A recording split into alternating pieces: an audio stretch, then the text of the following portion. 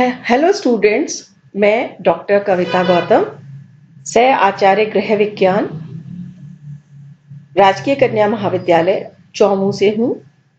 मैं बीए प्रथम वर्ष की छात्राओं का गृह विज्ञान का द्वितीय पेपर फूड एंड न्यूट्रिशन का आप लोगों को पढ़ा रही हूँ। बच्चों, पिछली कुछ कक्षाओं में, पिछले कुछ व्याख्यानों में मैंने आपको विभिन्न पोषक तत्व, मैक्रोन्यूट्रिएंट्स, कार्बोज, प्रोटीन और वसा के विषय में अध्ययन किया है हम लोगों ने। आज से हम माइक्रोन्यूट्रिएंट्स की सीरीज शुरू कर रहे हैं। माइक्रोन्यूट्रिएंट्स क्या हैं? सूक्ष्म पोषक तत्व। मैक्रोन्यूट्रिएंट्स जो थे वो हमें ज्यादा मात्रा में हमारे शरीर के लिए आवश्यक थे, और ये माइक्रोन्यूट्रिएंट्स हमारे को सूक्ष्म मात्रा में, बहुत अल्प मात्रा में चाहिए होते। उसकी सीरीज शुरू कर रहे हैं हम लोग। तो इसके अंतर्गत हम बेटा विटामिन के बारे में और मिनरल सॉल्ट्स के बारे में पढ़ेंगे। विटामिन में भी बेटा आज मैं जो शुरू कर रहे हैं हम लोग, वो वसा में घुलनशील विटामिन के विषय में पहले पढ़ेंगे। सबसे पहले मैं आपको थोड़ा सा परिचय देना चाहूंगी कि विटामिन क्या होते हैं। विटामिन छोटे छोटे कार्बनिक यौगिक हैं जो कि हमारे शरीर के सही ढंग से, सुचारू रूप से कार्य करने के लिए अति आवश्यक है। देखो बच्चों, कार्बोज, प्रोटीन और वसा ये हमारे शरीर के बिल्डिंग ब्लॉक्स हैं। इनके बिना हमारा जीवन संभव ही नहीं है ना। वो हमें पोषण प्रदान करते हैं। ये माइक्रोन्यूट्रिएंट्स जो हैं, ये सही ढंग से कार्य, मतलब काम तो चल जाएगा, लेकिन इनके बिना कभी ये बीमारी हो जाएगी, कभी वो बीमारी हो जाएगी, या हमारा शरीर सुचारू ढंग से अपनी क्रियाएं कर ही नहीं पाएगा। तो ये सूक्ष्म मात्रा में होते हुए भी अत्यंत आवश्यक है हमारे शरीर के लिए। और ये विटामिन जो होते हैं बेटा, ये कार्बन, हाइड्रोजन, ऑक्सीजन, नाइट्रोजन, गंधक आदि तत्वों से बने हुए जटिल कार्बनिक कॉम्प्लेक्स कार्बन यौगिक है। ये कार्बन कंपाउंड्स हैं।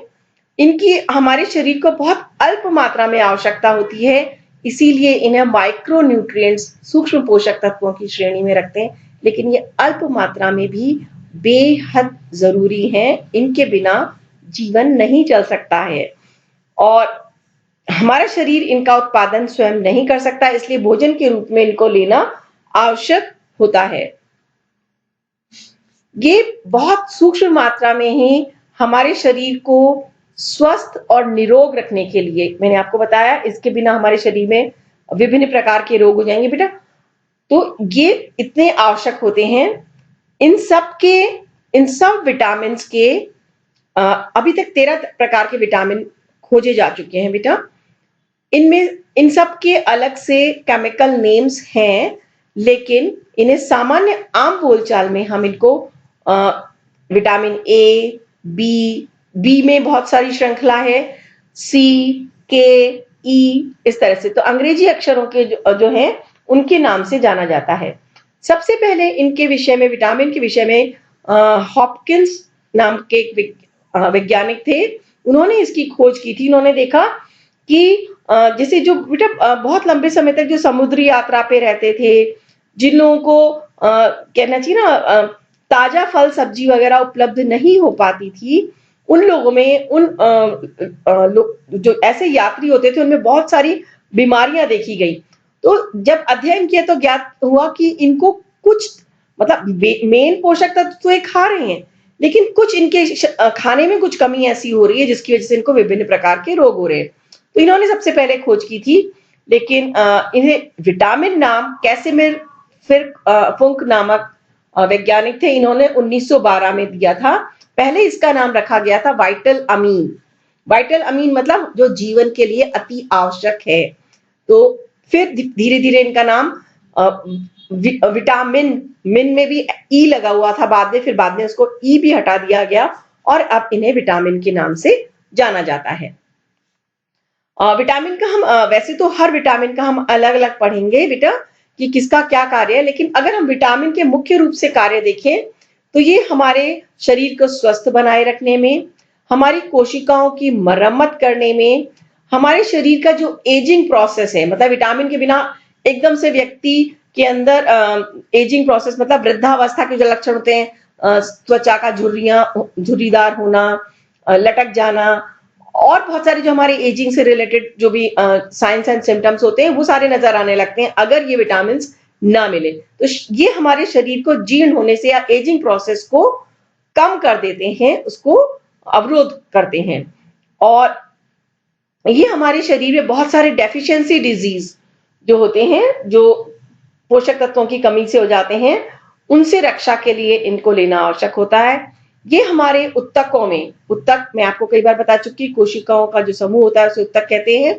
तो उत्तकों के अंदर ये एंजाइम का निर्माण भी करते हैं।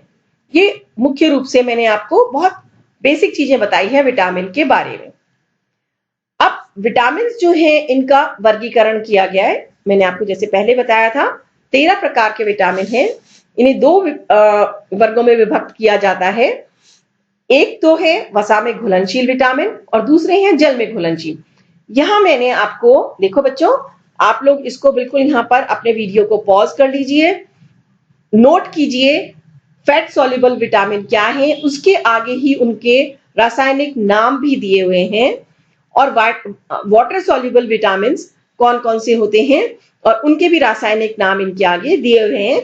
इनको आप याद कर लीजिए बच्चों। जब भी आप वीडियो देखते हैं कॉपी पेन लेके बैठिए, कुछ महत्वपूर्ण बिंदुओं को नोट कर लीजिए और यहाँ पर वीडियो को पॉज करके आराम से इनको लिख लीजिए बेटा। ये आपके आगे जीके वगैरह में भी काम आएंगे ये महत्वपूर्ण पॉइंट्स।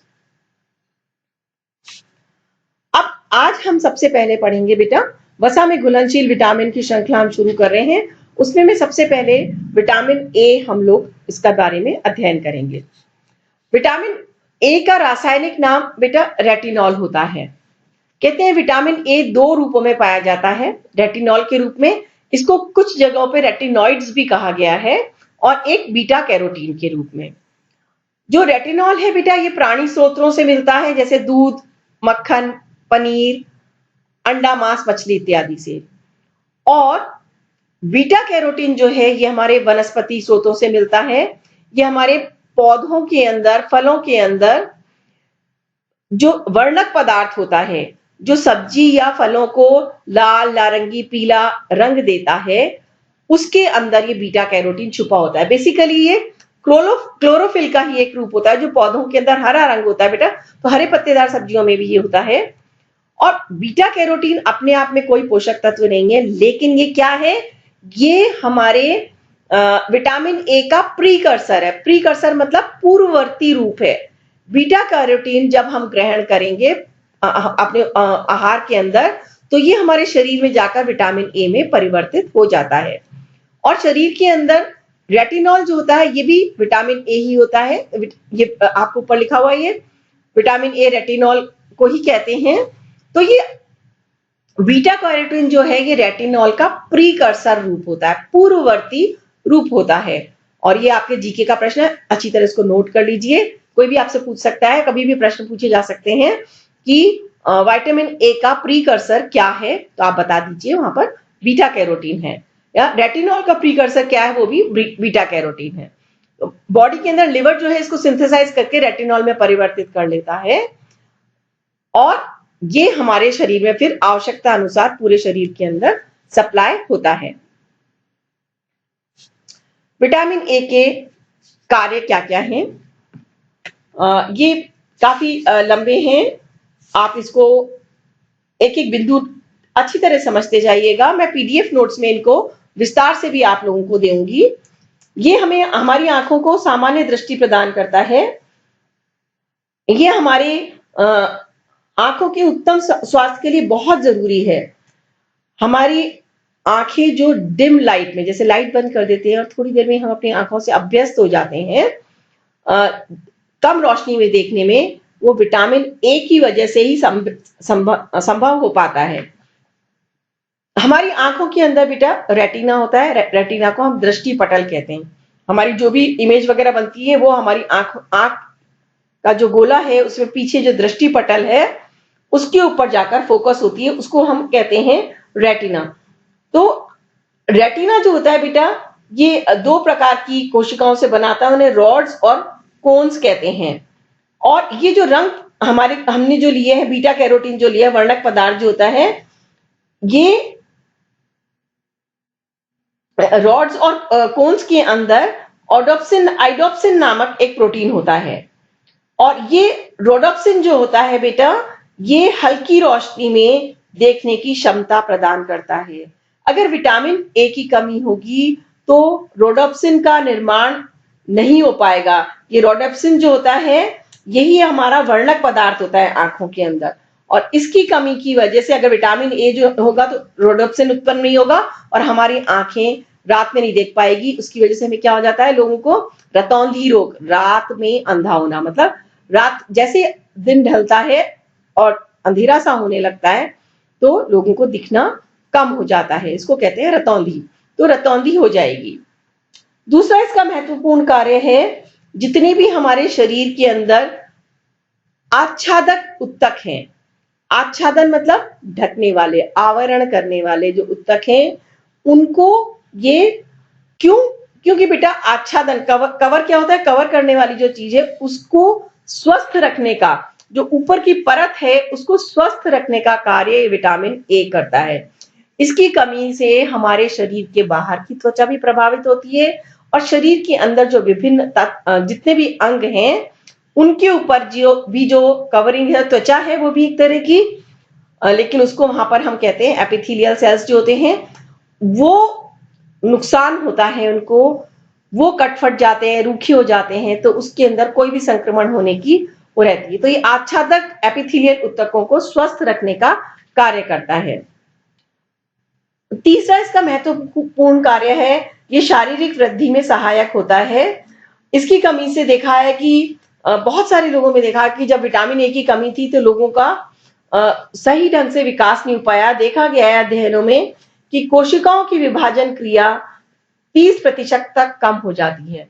और बेटा अपनी वृद्धि, अपना विकास कैसे होता है, कोशिका के अंदर विभाजन होता है, कोशिका का गुणन होता है, तभी पुरानी कोशिकाएं हटती जाती है, नई कोशिकाएं उसका स्थान लेती हैं, और हमारा आकार वगैरह सब कुछ विकास उसी से होता है। तो इसकी कमी से ये कार्य भी बाधित हो जाता है। फिर इसके अलावा ये त्वचा को स्वस्थ रखने में भी बहुत महत्वपूर्ण योगदान देता है। ये हमारी त्वचा को कोमल, चमकदार, आकर्षक बनाए रखता है। अगर ये कमी होती है इसकी, विटामिन ए की, तो हमारी त्वचा रूखी सूखी, बेजान और कठोर हो जाती है ना, और हमारी चेहरे की त्वचा शुष्क हो जाएगी और उस पे मुहासे वगैरह निकल आएंगे, और हमारी बाह पर और जांघों के ऊपर भी दाने निकल आते हैं, बड़े कड़े कड़े से दाने निकल आते हैं। तो ये सारी समस्या होती है। तो ये त्वचा को स्वस्थ रखने का कार्य भी करता है, ये सूजन को भी कम करता है। इससे बालों की ग्रोथ और नाखून की ग्रोथ भी बेहतर होती है। इनकी सही विकास के लिए भी विटामिन ए का होना आवश्यक है। फिर ये संक्रमण का प्रतिरोधक है। जैसे मैंने आपको बताया था आज के उसमें, त्वचा क्या है, हमारे शरीर की रक्षा कर रही है। विटामिन ए की कमी हो जाएगी तो कट फट जाएगी, रूखी सूखी हो जाएगी, तो हमारी त्वचा के मार्ग से संक्रमण जाएगा। इसी तरह से शरीर के अंदर भी जो भी आच्छादक, जो भी कवर करने वाली जो सरफेस है, एपिथेलियल सेल्स जो है, वो जब कट फट जाएंगी तो वहां पर आसानी से कोई भी संक्रामक पदार्थ जो होंगे, जो भी जीवाणु होंगे, वो प्रवेश कर जाएंगे और उस अंग को बीमार कर देंगे। तो ये संक्रमण का प्रतिरोधक होता है। इसके अलावा विटामिन ए में एंटीऑक्सीडेंट्स मौजूद होते हैं। एंटीऑक्सीडेंट्स वही होते हैं बेटा जो हमारे शरीर की एजिंग प्रोसेस, जो मैंने आपको बताया था, हमें को जीर्ण होने से बचाते हैं। एंटीऑक्सीडेंट्स की जैसे आप लोगों ने देखी अभी जितनी भी वो आती हैं क्रीम्स वगैरह, इसके अंदर बहुत सारे एंटीऑक्सीडेंट्स है, ये आपकी त्वचा को जवा बनाए रखेंगे। तो ये एंटीऑक्सीडेंट्स विटामिन ए के अंदर होते हैं। फिर हमारे नाड़ी संस्थान को स्वस्थ रखने में भी इसका योगदान होता है। जैसे और चीजों के ऊपर जो आवरण है उसको सुरक्षित रखता है, ऐसे ही जो हमारी तंत्रिकाएं होती हैं उसके ऊपर जो माइलिन होता है, जो मैंने आपको वसा वाले चैप्टर में भी बताया था बच्चों, तो ये माइलिन जो होता है, उस माइलिन को बनाए रखने में भी विटामिन ए का योगदान होता है। अगर इसकी कमी से माइलिन नहीं होगा तो मैंने आपको बताया था, जो हमारे मस्तिष्क से विभिन्न अंगों तक जो आवेग जाते हैं वो सही ढंग से नहीं होंगे और व्यक्ति का चलना फिरना भी मुश्किल हो जाता है। तो तंत्रिकाओं के आवरण को स्वस्थ रखता है, इस तरह से नाड़ी संस्थान को भी स्वस्थ रखता है। फिर ये ग्लूकोप्रोटीन और प्रोटीन के संश्लेषण में मदद करता है। और अगर विटामिन की कमी हो जाती है तो हमारे बॉडी के अंदर जो आरएनए जो है, राइबो न्यूक्लिक एसिड, जैसे डीएनए होता है, आरएनए हमारी कोशिकाओं के अंदर होता है, इनका सही ढंग से संश्लेषण नहीं हो पाता है और उनका सही वो नहीं हो पाता है, और इसकी वजह से हमारा प्रोटीन का उपापचयन भी प्रभावित होता है। फिर ये श्वेत रक्त कणिकाओं को स्वस्थ रखने में भी मदद करते हैं। इसकी कमी से हमारी श्वेत रक्त कणिकाओं की में कमी हो जाती है, और जब श्वेत रक्त कणिकाओं में कमी होगी तो हमारी को सारी बीमारियां घेर लेंगी, क्योंकि श्वेत रक्त कणिकाएं क्या करती हैं बच्चों, ये हमारे शरीर की प्रहरी हैं जो हमें सारी चीजों से हमारे शरीर को बचाती हैं। बाहरी कोई भी चाहे जीवाणु हो, सब तरह की उससे रक्षा करती है, बीमारियों से हमें बचाती हैं। और ये भी देखा गया है, अध्ययनों से ज्ञात हुआ है कि दांतों को स्वस्थ बनाए रखने में भी विटामिन ए का योगदान होता है। देखा गया है कि अगर आहार में निरंतर विटामिन ए की कमी हुई तो इसकी वजह से जो टूथ का एनामल होता है, टूथ का एनामल बच्चों, टूथ का एनामल सबसे बाहरी आवरण होता है, चमकदार आवरण होता है, और ये हमारे शरीर का सबसे कठोर ऊतक है। ये ध्यान रखिएगा, कभी आपसे कोई पूछे आप हमारे शरीर का सबसे कठोर ऊतक कौन सा है, तो वो हमारा टूथ का एनामल है। ये केबीसी में भी प्रश्न पूछा गया है, तो जीके का एक महत्वपूर्ण प्रश्न है, तो ध्यान रखिएगा। तो विटामिन ए की कमी से ये एनामल भी नष्ट होने लगता है, और एनामल नष्ट होगा मतलब सारे आवरण जो होते हैं नष्ट होने लगेंगे, तो उस अंग को उससे निश्चित रूप से नुकसान होगा। अब किसी व्यक्ति में अगर विटामिन ए की कमी है तो उससे क्या क्या लक्षण दिखाई देते हैं, बिल्कुल बिंदु मैंने दे रखा, आपको बहुत डिटेल में जाने के नहीं। त्वचा रूखी हो जाती है, रतौंधी, रात को अंधापन, है ना, जैसी शाम होती है, वो मैंने आपको बताया था अभी कि रोडोप्सिन का निर्माण नहीं हो पाता, जो वर्णक पदार्थ हमारे रेटिना में होता है उसका निर्माण नहीं होता, इसकी वजह से रतौंधी हो जाती है। फिर ये भी देखा गया है कि गर्भ धारण करने में भी कठिनाई होती है, गले में निरंतर संक्रमण रहता है, मुहासे की समस्या होती है, घाव भरने में देरी होती है, और ये भी देखा गया है कि हड्डियों भी कमजोर हो जाती हैं, ऑस्टियोपोरोसिस होने तक की संभावना होती है। ऑस्टियोपोरोसिस है हड्डियों का भुरभुरा होना, उसका भी कारण ये बेटा आवरण जो है उसकी बनाए रखने में ये मदद करता है। अब विटामिन ए की कमी के प्रभाव क्या होते हैं, इसके कार्यों से जुड़े हुए, इससे शारीरिक वृद्धि में रुकावट होती है, मैं आपको पहले समझा ही चुकी हूँ इसको डिटेल में कि इसे देखा गया है कि खोपड़ी की हड्डियां विशेष रूप से प्रभावित होती है, इसकी वजह से खोपड़ी का क्षेत्रफल कम रह जाता है, जिसकी वजह से मस्तिष्क पर दबाव पड़ता है और मस्तिष्क से निकलने वाली तंत्रिकाएं भी दब जाती हैं, और कभी कभी दृष्टि नाड़ी दब जाती है, और इसलिए व्यक्ति इससे बहुत ज्यादा प्रभावित हो सकता है, उसकी दृष्टि भी प्रभावित हो सकती है। दूसरा है गुर्दों में पथरी बनना। पथरी आप सब लोग जानते हैं, हमारी किडनी में स्टोन्स बन जाते हैं जो, तो क्यों होता है बेटा ऐसे, क्योंकि हमारी किडनी का भी जो आंतरिक सतह होती है उसके ऊपर जो आच्छादक ऊतक होते हैं, कवर करने वाला होता है, वो एक म्यूकस का श्रवण करते हैं, और ये उसकी वजह से क्या होगा, स्नेहन होता रहता है। विटामिन ए के अभाव में श्रवण बंद हो जाता है, जिससे सूखे कठोर और वो बेजान हो जाता है, और गुर्दों के अंदर पथरी बनने लगती है। फिर है फ्राइनोडर्मा। बेटा फ्राइनोडर्मा के विषय में मैंने आपको पिछली वसा वाली उसमें भी बताया था, उसमें भी होता है कि उसकी कमी से भी हो जाता है, त्वचा की श्वेत ग्रंथियां ठीक प्रकार से काम नहीं करती हैं और पसीना नहीं निकल पाता, त्वचा सूखी, खुरदुरी, रूक्ष हो जाती है, और उसके ऊपर फॉलिक्स हो जाते हैं। और मैंने आपको पहले बताया था पिछले चैप्टर में, डर्मा शब्द जहां आ जाए समझ लीजिए त्वचा से संबंधित है, तो इसे केराटिनाइज्ड हो जाती है, मतलब हार्ड हो जाती है त्वचा, है ना, तो इसके ऊपर छोटे छोटे दाने निकल आते हैं, तो इसे कहते हैं फ्राइनोडर्मा, है ना, त्वचा का रोग हो जाता है। फिर प्रजनन शक्ति क्षीण हो जाती है व्यक्ति की। विटामिन ए की कमी से पुरुष की जननेंद्रियों पर प्रभाव पड़ता है, यौन हार्मोन का श्रवण ढंग से नहीं हो पाता, शुक्राणु कम मात्रा में बनते हैं, कि इसकी वजह से व्यक्ति प्रजनन के योग्य नहीं रह जाता। चूहों के अंदर ये एक्सपेरिमेंट करके देखा गया, तब पता चला कि ये प्रजनन शक्ति उनकी खत्म हो जाती है।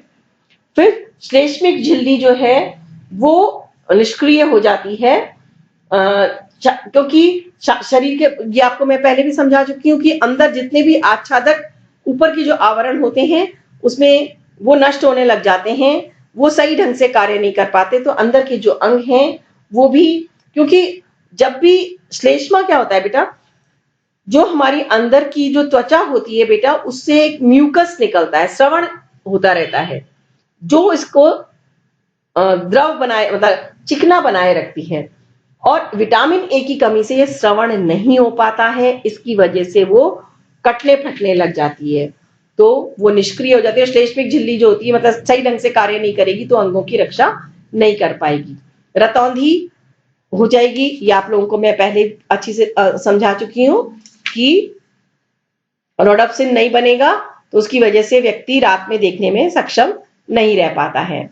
फिर जीरोप्थेल्मिया नामक रोग हो जाता है। जीरोप्थेल्मिया, थैल्मिया, ऑप्थेल्मिया, ऑप्थेल्मिक शब्द जहां आ जाए समझ लीजिए नेत्र से संबंधित है। यदि आंखों के अंदर विटामिन ए की कमी रहती है तो हमारा जो आंखों का कॉर्निया है, कॉर्निया जो हमारा आवरण होता है बेटा, ये इसकी श्लेष्मिक झिल्ली भी सूख जाती है और कॉर्निया में सूजन आ जाती है और उसका केराटिनाइजेशन हो जाता है, और इसकी वजह से हमारे कॉर्निया का भीतरी भाग जो है वो बिल्कुल धुआं धुआं सा दिखाई देने लगता है और धीरे धीरे आंखों की रोशनी नष्ट हो जाती है। इसको कहते हैं जीरोप्थेल्मिया। तो विटामिन ए की बहुत ज्यादा कमी से ये भी हो सकता है। फिर है केराटोमलेशिया जो है, इसमें वही है, आच्छादक ऊतक नष्ट होने लगते हैं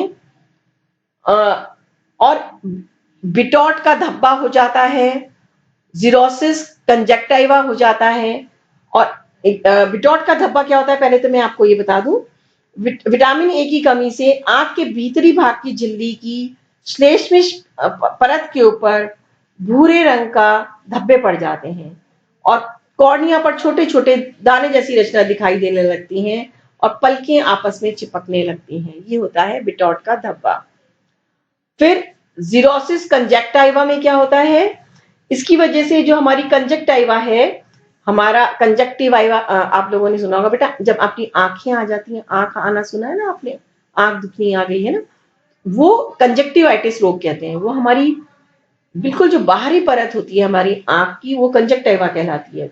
तो ये हमारी आंख की जो सबसे बाहरी परत है सूखकर मोटी हो जाती है, इसमें झुर्रियां पड़ जाती है और इसमें घाव भी हो जाते हैं और इस वजह से श्लेष्मिक झिल्लियां सही ढंग से कार्य नहीं करती हैं और आंखों के अंदर खुजली होती रहती है और कंजक्टिवा में भी धुएं जैसी सफेदी आ जाती है, आंखों में दर्द होता है और अगर ये रोग पे ध्यान नहीं दिया जाए तो व्यक्ति अंधा हो जाता है।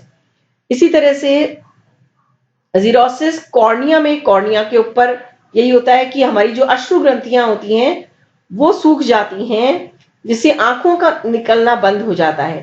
बेटा आंसू केवल रोने के काम में ही नहीं आते, हमारी आंखों को तर रखने के काम में भी आते हैं। तो आंखें निकलने, जब आंसू निकलने बंद हो जाते हैं तो हमारी आंखें सूख जाएंगी, कॉर्निया सूख जाता है और उसकी पारदर्शिता नष्ट हो जाती है। इसे जीरोसिस कॉर्निया कहते हैं। और केराटोमलेशिया में अगर ऊपर वाली इन सारी स्थितियों को पर ध्यान नहीं आ जाता है तो कॉर्निया की श्लेष्मिक झिल्ली टूटने लगती है और इसकी भीतरी सतह भी इस पर भी प्रभाव दिखाई देने लगता है और हमारा कॉर्निया अपारदर्शक, कॉर्निया बेटा पारदर्शक होगा तभी तो हमारा प्रकाश बिंब वगैरह हमारे उसके अंदर प्रवेश करेंगे। तो कॉर्निया का ये सब अपारदर्शक हो जाता है, भीतरी हिस्सा गल जाता है, इसमें घाव हो जाते हैं और उसमें संक्रमण हो जाता है, कॉर्निया नष्ट हो जाता है। इसे केराटोमलेशिया कहता है और केराटोमलेशिया अगर व्यक्ति को हो गया तो व्यक्ति स्थायी रूप से अंधा हो सकता है। इसके अलावा देखा गया है विटामिन ए की कमी से अस्थि और कार्टिलेज, कार्टिलेज क्या होती है बेटा, कार्टिलेज जो होती है उपास्थि भी कहलाती है और ये हमारे अस्थियों के जो दोनों छोर होते हैं उस पर कार्टिलेज होता है, तो उनके अंदर भी विनाशात्मक परिवर्तन आने लगते हैं। तो सोचिए इसकी कमी से इतनी सारी प्रॉब्लम्स हो सकती हैं। लेकिन एक जो राहत देने वाली बात ये, अगर हम संतुलित आहार लेते हैं, सामान्य आहार लेते हैं, तो सामान्यतः व्यक्ति को विटामिन ए की कमी नहीं होगी। उसे ऊपर से सप्लीमेंट के रूप में विटामिन ए लेने की आवश्यकता नहीं होगी। ये तो क्या होता था बेटा, वो जो कह रहे हैं ना, जैसे मैं आपको बता रही हूँ, पहले समुद्र वगैरह में लोग रहते थे, या कहीं पर बहुत अकाल पड़ रहा हो, कुछ हो रहा हो, तो वहां पे फल सब्जी नहीं मिल रही है, सूखा पड़ गया है, तो और लगातार लोग केवल अनाज वगैरह ग्रहण कर रहे हैं, तो उन लोगों में समस्या हो जाती है। लेकिन विटामिन ए का सप्लीमेंट डॉक्टर से पूछे बिना नहीं लेना चाहिए, क्योंकि इसकी अधिकता जो होती है, ये भी हमारे शरीर में ये जमा हो जाता है बेटा, अगर अधिक मात्रा में होता है। कुछ मात्रा में तो उत्सर्जित हो जाता है, लेकिन काफी ये हमारे शरीर में जमा भी हो जाता है। और अगर ये जमा हो जाएगा तो वो भी हमारे लिए, क्योंकि ये वसा में घुलनशील है, तो इसका उत्सर्जन मूत्र के द्वारा नहीं होता है, और ये यकृत में हमारे लिवर के अंदर इकट्ठा रहता है। कुछ मात्रा में हमारे पित्त लवण के साथ मिलकर मल के साथ उतर जाता है, निकल जाता है, और धात्री अवस्था में दूध के साथ भी, मां के दूध के साथ भी निकल जाता है। नहीं तो अगर ये ज्यादा इकट्ठा हो जाता है तो हमारे शरीर में तब भी प्रॉब्लम हो सकती है। इसकी वजह से भूख में कमी, जोड़ों में दर्द, लिवर का बढ़ना, लिवर का आकार बढ़ना बेटा उसके रोगग्रस्त होने का लक्षण होता है। सिर दर्द और चिड़चिड़ापन, बालों का झड़ना, होठों पर फुंसी और छाले, ये अधिकता में भी हो जाते हैं। तो ये ज्यादा नहीं लेना है, इसलिए इसका सप्लीमेंट नहीं लेना चाहिए। आहार की वजह से जो होता है उसमें कोई प्रॉब्लम नहीं आती है। और इसके खाद्य स्रोत, जैसे पहले भी बताया था कि पशु भी हैं, प्राणी स्रोत भी है और वनस्पति स्रोत भी है। तो इसमें कॉड लिवर ऑयल, अंडे, अनाज जो हमारी जिसे नाश्ता वगैरह होते हैं ना, कॉर्नफ्लेक्स वगैरह होते हैं, कुछ कुछ अनाज जो होते हैं उनको फोर्टिफाइड कर दिया जाता है, मतलब उसमें विटामिन ए ऊपर से ऐड कर दिया जाता है।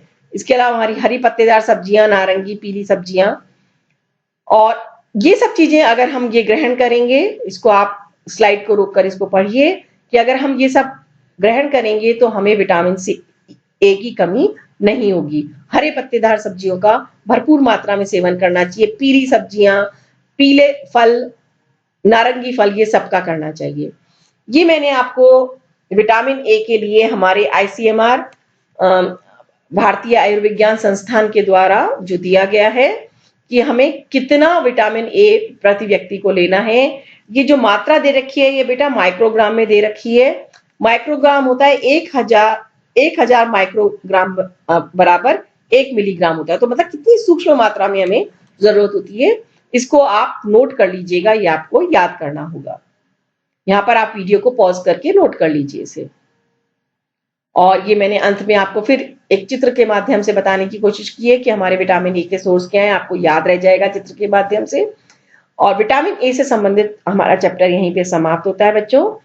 वीडियो को देखने के साथ साथ आप नीचे कमेंट बॉक्स में जब ये वीडियो देख लें तो अपना नाम, कक्षा, सेक्शन जरूर लिखिएगा, जिससे मैं आपकी अटेंडेंस लगा सकूं। इसके ऊपर आधारित जो मैं आपको असाइनमेंट दूंगी बच्चों, वो असाइनमेंट जरूर करिए। प्रश्नों के उत्तर आप एक रजिस्टर के अंदर लिखिए, उसकी फोटो खींचकर मुझे आप व्हाट्सएप कर दीजिएगा। ये जो चैनल है बेटा, इसको सब्सक्राइब कर दीजिएगा। नीचे सब्सक्राइब वाला जो बटन है उसको दबा दीजिए, जिससे जैसे ही मैं अगला वीडियो अपलोड करूंगी तो आप लोगों को उसकी सूचना मिल जाएगी। और वीडियो देखने के बाद पीडीएफ देखिए, असाइनमेंट कीजिए, जिससे मुझे पता चले कि आपको क्या समझ में आ रहा है क्या नहीं। फिर भी अगर आपको कोई कठिनाई होती है तो आप मुझे व्हाट्सएप, मेरे नंबर पे व्हाट्सएप करके मैसेज दे सकते हैं। ओके बच्चों, नेक्स्ट क्लास में फिर मिलेंगे।